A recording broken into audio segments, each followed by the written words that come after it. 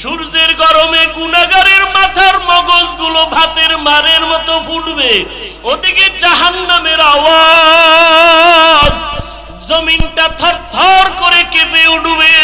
আমার আল্লাহ রাগ হয়ে বলবেন, লিমানিল মুলকুল ইয়াউম লিল্লাহিল ওয়াহিদিল কাহ্হার। আল্লাহ রাগ হয়ে যাবেন, মানুষগুলো পাগলের মতো হবে। ও আয়েশা, এতটা ভয়ঙ্কর হবে হাসরের মাঠ, আল্লাহর আদালতে কেউ দাঁড়াবার সাহসী পাবে না। নবীদের কোনো গুনাহ নাই, সেই নবীরা হাসরের ময়দানে কান্না শুরু করবেন। আদম নবী কাঁদবেন, নিজের উপায় কি হবে? ঈসা নবী কাঁদবেন, কি উপায় হবে? মুসা নবী কান্না করবেন, কি উপায় হবে? ইব্রাহিম নবীও কাঁদবেন, কি উপায় হবে? উম্মতের চিন্তা কেউ করবেন না। রহমতের নবী বলতেছেন, আম্মা জান বলেন, নবী যেই ময়দানে হাসরে নবীরা কাঁদবেন, আপনি রহমতের নবী তখন কি করবেন? আম্মা জানকে নবী বলেন, আয়েশা, তখন আমি উম্মতের জন্য আল্লাহর দরবারে মাকামে মাহমুদে সেজদায় পড়ে কান্না শুরু করব। মুসা নবী নিজেরে নিয়ে কাঁদবেন, ঈসা নবী নিজের কথা বলবেন আর কাঁদবেন, আদম নবী নিজের চিন্তা করবেন আর কাঁদবেন। আর আমি এমন রহমতের নবী, আমি আমার মাওলার দরবারে সিজদায় পড়ে কাঁদবো, একবারও আমার চিন্তা করব না। আমি বারবার আমার মালিকের দরবারে কাঁদবো আর বলবো, আল্লাহ আমার উম্মতের বাঁচাও, আমার উম্মতের বাঁচাও, আমার উম্মতের বাঁচাও।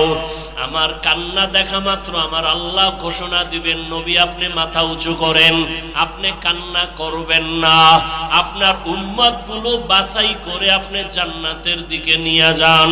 আল্লাহ অর্ডার দেওয়া মাত্র আমি আমার উম্মতগুলো ধরে ধরে জান্নাতের পথের দিকে নিব। আম্মা জান আয়েশা রাদিয়াল্লাহু আনহা বলেন, ইয়া রাসূলুল্লাহ, হাসরের মাঠে কোটি কোটি মানুষ, মুসা নবীর উম্মত, ঈসা নবীর উম্মত, আদম নবীর উম্মত, ইব্রাহিম নবীর উম্মত, আপনার উম্মতকে চিনবেন কি করিয়া? রহমতের নবী বলেন, ও আয়েশা, কিয়ামতের ময়দানে আমার উম্মত যারা দুনিয়াতে 5 বেলার নামাজ ওযু বানাইয়া আদায় করেছে, কিয়ামতের ময়দানে ওযুর জায়গাগুলো নূরের আলোতে ঝলমল করতে থাকবে। আমি আমার উম্মতগুলো দেইখা দেইখা দইরা দইরা নিয়া হাউজে কাউসারের কিনারায় দাঁড় করাইয়া আমি নবী নিজের হাতে আমার উম্মতের এক এক পেয়ালা করে হাউজে কাউসারের পানি দিব। আমার উম্মত পানি পান করবে, এক এক পেয়ালা দিয়া এক এক উম্মতকে বিদায় করব।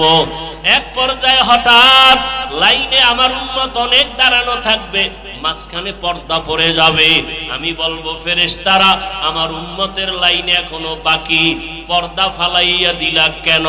তখন ফেরেশতারা বলবে, ইয়া রাসূলুল্লাহ, এরা আপনার আসল উম্মত না, এরা দুনিয়াতে আপনি চলিয়া যাওয়ার পরে আপনার সুন্নতের জবাই করেছে, উলামায়ে কেরামের বয়ান শুনে নাই, দাড়ি রাখার বয়ান শুনিয়াও রাখে নাই, নামাজ পড়ে নাই, পর্দা করে নাই, হালাল ব্যবসা করে নাই, জুলুম করিয়া গুনাহ করিয়া জীবন নষ্ট করে ফেলেছে। আল্লাহর নবী বলেন, আয়েশা, তখন আমি আমার ওই 2 নাম্বার গুনাহগার উম্মতদের ধমক দিয়া আমি বলবো, সহকান সহকা লিমান গায়্যারা মিন বাদি, আমার সুন্নতের যারা জবাই করছো, আমার দাঁত ভাঙ্গা দিন যারা হেফাজতের চেষ্টা করো নাই, নামাজ পড়ো নাই, তোমরা আমার উম্মত না। শেখুল হাদিস আল্লামা আব্দুর রহমান দামাত বারাকাতুহুম, আল্লামা শাহ ইলিয়াস সিদ্দিকী জামিরি দামাত বারাকাতুহুম সহ অনেক উলামায়ে কেরাম এখানে বয়ান করেছেন। উলামায়ে কেরামের কথাগুলো আমাদের সকলকে সহি তরিকায় আমল করার তৌফিক দান করেন।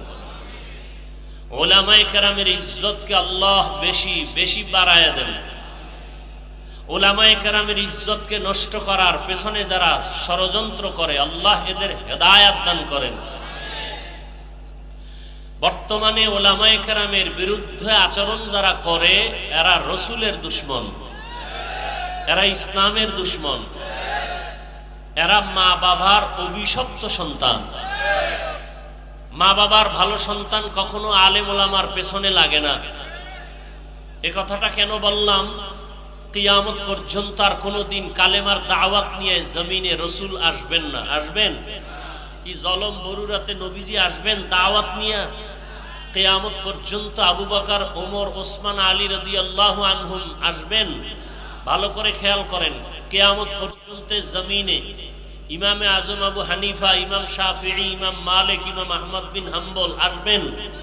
কিয়ামত পর্যন্ত এই জাতিকে জান্নাতের পথ দেখাবার জন্য ইমাম বুখারী আসবেন না, ইমাম মুসলিম আসবেন না। কিয়ামত পর্যন্ত এই জাতিকে জান্নাতের পথ দেখাবে একমাত্র, শুধুমাত্র, কেবলমাত্র উলামায়ে আহলে হক। উলামায়ে নাই। মনে চাইছে নামাজ পড়বা না, কতবার নামাজ ছাড়লা। মনে চাইছে দাড়ি রাখবা না, রাখো নাই। মনে চাইছে পার্কে পার্কে ঘুরবা, অনেক জীবন কাটাইলা ঘুরে ঘুরে। মনের জাল মিটাইয়া গুনাহ তো কম করলা না। আরে আমার মাওলার কথা কি তোমার মনে পড়ে না? রহমতের নবীর কথা কি তোমার অন্তরে আসে না? উলামায়ে কেরামের বয়ান কি তোমার অন্তরে ধাক্কা লাগায় না? ও যুবক, সাহাবায়ে কেরাম নবীর হাতে কালেমা পড়িয়া জান্নাতের টিকিট পাইয়া মৃত্যু পর্যন্ত শুধু কান্নার আওয়াজ। আল্লাহর আদালতে কেমনে দাঁড়াইয়া জবাব দিব? আবু বকরের কান্না, ওমরের কান্না, ওসমানের কান্না, জীবনটা কান্নায় কাটায় দিলেন।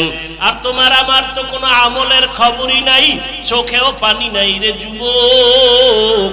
কয়দিন আর জীবনের বাহাদুরি করবা, যৌবনের বাহাদুরি করবা? এখনো সময় আছে, তওবা করে নাও। ডাক্তার হও তবে আদর্শবান ডাক্তার হইও, ইঞ্জিনিয়ার হলে আদর্শবান ইঞ্জিনিয়ার হইও। বলবা হাফিজ ভাই, আদর্শবান ডাক্তার হওয়ার জন্য কি করতে হবে? ভালো করে মনে রাখবা, তিনটা জায়গায় বেয়াদবি করা যাবে না। যদি করো তো জীবনে ডাক্তার হতে পারবা, আদর্শবান হতে পারবা না। ইঞ্জিনিয়ার হতে পারবা, আদর্শবান হতে পারবা না। এক নাম্বার জায়গা, মা বাবার সাথে বেয়াদবি করা যাবে না। দ্বিতীয়, মুরব্বী উলামায়ে কেরামের সাথে বেয়াদবি করা যাবে না। আর একটা হলো তোমার শিক্ষকের সাথে বেয়াদবি করা যাবে না। এই তিন জায়গায় যদি বেয়াদবি করো, আল্লাহর কসম আদর্শবান হতে পারবা না, সম্মান জীবনে আসবে না, বরং মরণের আগে তোমার পতন শুরু হয়ে যাবে। মা বাবার সাথে যদি বেয়াদবি করো, মরার আগেই তোর বিছানায় পড়ে পঙ্গু হয়ে যাবি। যদি শিক্ষকের সাথে বেয়াদবি করো, আর শিক্ষক যদি কষ্ট পায়, একটা নিঃশ্বাস ফেলে দেয়, মরার আগে জীবন ধ্বংস হয়ে যাবে। মুরব্বী উলামায়ে কেরামের অন্তরে যদি কষ্ট দিয়া চলো, জীবনটা মরণের আগে ব্যাহত হয়ে যাবে।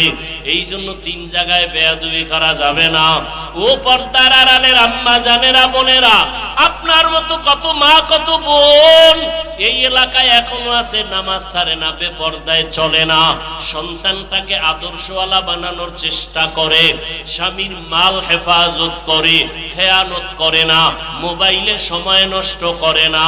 ও আম্মা জানেরা, আপনাদের এই সন্তানদের যত বয়ান করলাম, এই বয়ানগুলো কাজে লাগানোর জন্য আপনাদের মেহনত আর দোয়া লাগবে। কারণ আপনাদের দোয়া ছাড়া সন্তানের জীবনে সফলতা আসবে না। মা বাবার চোখের পানি আর দোয়া সন্তানের সফলতার চাবি। মা বাবার চোখের পানি আর দোয়া না থাকলে আমি এই চেয়ারে বসতে পারতাম না। মা বাবার চোখের পানি দোয়া না থাকলে তুমিও লেখাপড়ায় ভালো নাম্বার পাইতা না, চাকরি করতে পারতা না, তোমার বাড়ি গাড়িও হতো না, সম্মানের চেয়ারও পাইতা না। ওই মা বাবার দোয়া নাও। ও পর্দার আড়ালের আম্মা জানেরা, আপনার মতো কত মা কত বোন পর্দা করে, স্বামীর মাল হেফাজত করে, নামাজ পড়ে, আপনারা কেন পারবেন না? আপনাদের এত সম্মান আল্লাহ দান করেছেন। আপনারা নবীদের মায়ের মতো দামি মা, সাহাবায়ে কেরামদের মায়ের মতো দামি মা, খাদিজা রাদিয়াল্লাহু আনহার মতো দামি নারী, আপনারা তো আয়েশা রাদিয়াল্লাহু আনহার মতো দামি নারী, আপনারা তো ফাতেমা রাদিয়াল্লাহু আনহার মতো দামি নারী, আপনারা তো ইসমাইল নবীর মা হাজেরা আলাইহা সালামের মতো দামি নারী, আপনারা তো ঈসা নবীর মা মারিয়াম আলাইহা সালামের মতো দামি নারী। এই দুনিয়াতে আল্লাহর এক বড় দুশমন ছিল ফেরাউন। জানেননি তার স্ত্রীর নাম কি? আসিয়া। এত বড় বেঈমান ফেরাউনের স্ত্রী আসিয়া কি আল্লাহকে এতটা আপন করে নিলেন। ফেরাউন এত বড় বেঈমান, অথচ তার ঘরে থেকে আসিয়া আল্লাহকে মুহাব্বতের বন্ধনে নিয়া এমন দামি হয়ে গেলেন। রহমতের নবী বলেন কিয়ামতের ময়দানে জান্নাতে আসিয়ার সাথে আমি মুহাম্মদের সাথে বিবাহ হয়ে যাবে। ও পর্দার আড়ালের আম্মা জান, এখনো সময় আছে, তওবা করে নেন। দুনিয়াটা কিছুই না, ওই সন্তানটাকে আদর্শওয়ালা মানুষ বানায় যান। ডাক্তার হবে আদর্শওয়ালা, কোরআন পড়নেওয়ালা, নামাজি যখন হবে ডাক্তারি করবে, নামাজ ছাড়বে না, মা বাবার জন্য দোয়া করতে ভুলবে না। ও পর্দার আড়ালের আম্মা জানেরা, এখনো সময় আছে, তওবা করেন। ও বৃদ্ধ বাবাজিরা, সময় আছে, তওবা করে নেন। আপনার মতো কত বুড়ারা মসজিদে গিয়া নামাজ আদায় করে, আপনারা কেন পারবেন না? জীবনে যত নামাজ ছাড়িয়ে দিলেন, বেপরদায় চললেন, আমার আল্লাহ এখনো তওবার দরজা দিয়া ডাকতেছেন। ও আল্লাহর বান্দারা, আজকে আল্লাহর দেওয়া নিয়ামত, পানি, বাতাস, সূর্যের আলো, চাঁদের আলো, সব আল্লাহর দেওয়া নিয়ামত খাইয়া আল্লাহর সাথে নাফরমানি করেন। শাস্তিটা বড় কঠিন, কিন্তু চিন্তা করছেননি যেই শাস্তির ভয়ে রহমতের নবীও কান্না করতেছেন রুমের মধ্যে বসিয়া। আম্মা জান আয়েশা রাদিয়াল্লাহু আনহা রহমতের নবীর কান্না দেখে বলেন, ইয়া রাসূলুল্লাহ, আপনি আমার রুমে বসে কান্না করেন কেন? আমি আয়েশার কোনো বেয়াদবির কারণে নাকি? নবী বলেন, না আয়েশা, তোমার কোনো বেয়াদবি না। নবী বলেন, তো আম্মা জান বলেন, কাদার কারণ কি?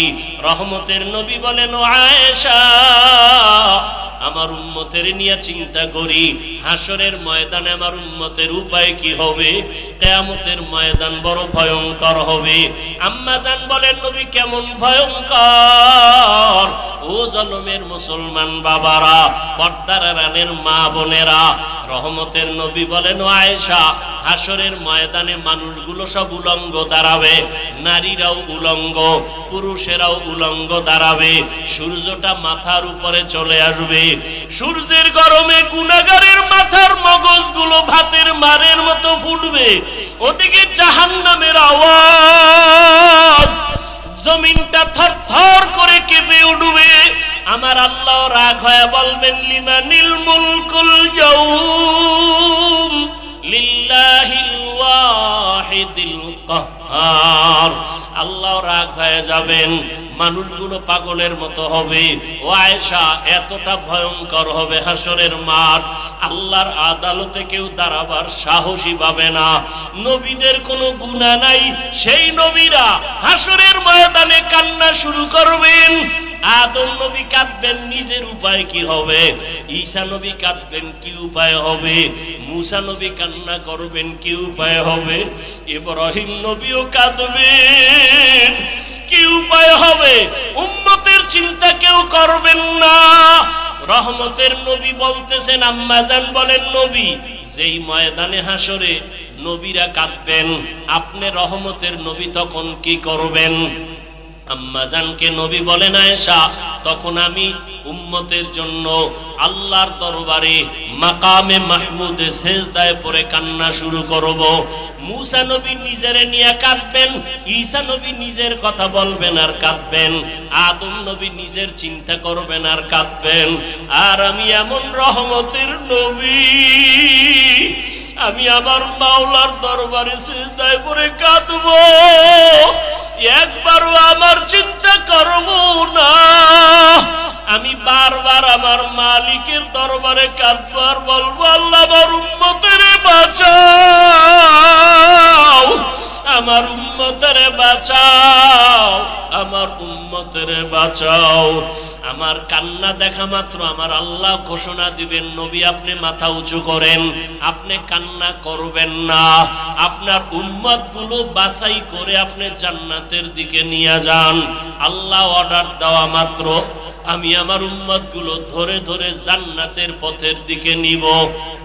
আম্মা জান আয়েশা রাদিয়াল্লাহু আনহা বলেন, ইয়া রাসূলুল্লাহ, হাসরের মাঠে কোটি কোটি মানুষ, মুসা নবীর উম্মত, ঈসা নবীর উম্মত, আদম নবীর উম্মত, ইব্রাহিম নবীর উম্মত, আপনার উম্মতকে চিনবেন কি করিয়া?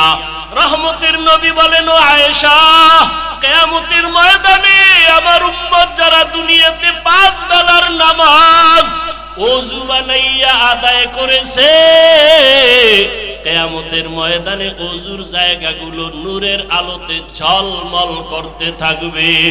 আমি আমার উম্মতগুলো দেইখা দেইখা দইরা দইরা নিয়া হাউজে কাউসারের কিনারায় দাঁড় করাইয়া আমি নবী নিজের হাতে আমার উম্মতের এক এক পেয়ালা করে হাউজে কাউসারের পানি দিব। আমার উম্মত পানি পান করবে, এক এক পেয়ালা দিয়া এক এক উম্মতকে বিদায় করব। এক পর্যায়ে হঠাৎ লাইনে আমার উম্মত অনেক দাঁড়ানো থাকবে, মাঝখানে পর্দা পড়ে যাবে। আমি বলবো, ফেরেশতারা আমার উম্মতের লাইনে এখনো বাকি, পর্দা ফালাইয়া দিলা কেন? তখন ফেরেশতারা বলবে, ইয়া রাসূলুল্লাহ, এরা আপনার আসল উম্মত না, এরা দুনিয়াতে আপনি চলিয়া যাওয়ার পরে আপনার সুন্নতের জবাই করেছে, উলামায়ে কেরামের বয়ান শুনে নাই, দাড়ি রাখার বয়ান শুনিয়াও রাখে নাই, নামাজ পড়ে নাই, পর্দা করে নাই, হালাল ব্যবসা করে নাই, জুলুম করিয়া গুনাহ করিয়া জীবন নষ্ট করে ফেলেছে। আল্লাহর নবী বলেন, আয়েশা, তখন আমি আমার ওই 2 নাম্বার গুনাহগার উম্মতদের ধমক দিয়া আমি বলবো, সোহকান সোহকা লিমান গায়্যারা মিন বাদি, আমার সুন্নতের যারা জবাই করছো, আমার দাঁত ভাঙ্গা দিন যারা হেফাজতের চেষ্টা করো নাই, নামাজ পড়ো নাই, তোমরা আমার উম্মত না। সাথে সাথে গায়বী আওয়াজ আসতে থাকবে, এদেরকে জাহান্নামের শিকল লাগাইয়া ধর।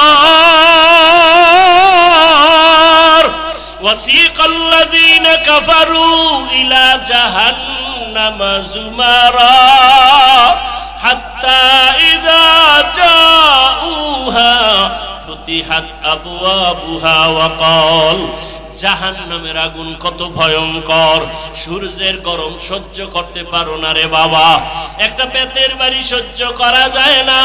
কিয়ামতের ময়দানে সূর্য মাথার উপরে যখন আসবে, কেমন করে সহ্য করবারে যুবক? পায়ে হাত রেখে বলি, এখনো তওবা করে নাও।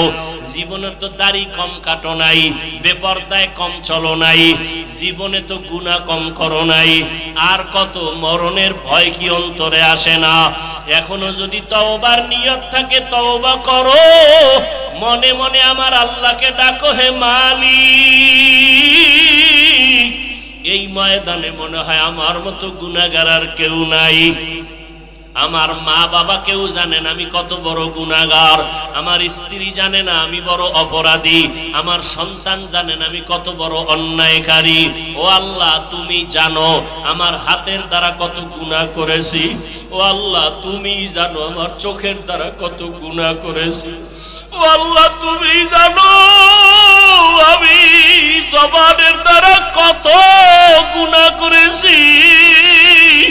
ও আল্লাহ, তুমি তো জানো অন্ধকারে বসিয়া বাতি বন্ধ করিয়া কত গুনাহ করেছি। মনে হয় জানো গুনার কারণে আমার হাত না পাক, আমার চোখ না পাক, আমার জিহ্বা না পাক, আমার অন্তর না পাক। ও আল্লাহ, জানি না কোন দিন আজরাইল হাজির হইয়া যায়, কোন দিন জানি আমার সন্তান তুইয়া কবরে যায়। আরে আজরাইল আসলে আমার সন্তানেরা আব্বু আব্বু বলিয়া ডাকবে, আমার জবানে আর আওয়াজ হবে না। আমার মা বলবে আমার সন্তান, আর আওয়াজ দেওয়া যাবে না। আজকে বলি আমার বাড়ি, আমার গাড়ি, আমার টাকা, আমার কিছুই তো আমার না। সাদা কাফনে প্যাকেট বানাইয়া ওই বাগানে রাখিয়া সবাই চলিয়া যাবে। আজকে আমার ডাইনে বামে সামনে পেছনে কত ভক্ত, কত বন্ধু মরণটা যখন হবে কেউ নাই, কেউ নাই, কেউ নাই, অন্ধকার আর অন্ধকার আর অন্ধকার। ও আল্লাহ, তুমি ছাড়া আমার কেউ থাকবে না, তোমাকে না নিয়ে আর কবরে যাব না। ও আল্লাহ, শয়তানের ধোঁকায় পড়ে বহু অন্যায় করেছি, আজকে তওবা করে নিলাম, আর গুনাহ করব না, নামাজ ছাড়ব না, বেপরদায় চলব না, দাড়ি কাটবো না, মা বাবার সাথে বেয়াদবি করব না, ওলামায়ে কেরামের দোয়া নিয়া নবীজির আদর্শ মতো চলবো, শিক্ষকের দোয়া নিয়ে চলবো, মুরব্বীদের দোয়া নিয়ে চলবো, মা বাবার দোয়া নিয়ে চলবো। ও আল্লাহর বান্দারা, জানি নাই ময়দানে কারা ইয়াতীম। কোন বান্দা এখানে আসো বাবা নাই, কে জানি আসো মা নাই। ওরে যার বাবা নাই তার দোয়ার দরওয়াজা একটা বন্ধ, যার মা নাই তার দোয়ার দরওয়াজা দুটোটাই বন্ধ। ওই মা বাবার জন্য দোয়া করো, চোখের পানি ছাড়ো। কান্না যদি না আসে, কান্নাওয়ালার কাছে গিয়া দোয়া চাও, কান্নাওয়ালার দোয়া খালি ফেরত যাবে না। ও আমার যুবক বাবারা, মায়েরে কত কষ্ট দিয়েছো, আজকে কত মানুষ মোনাজাতে কান্না করে, তোমার চোখে কেন পানি নাই? গুনার কারণে বুঝি আল্লাহ বেজার হয়ে গেল।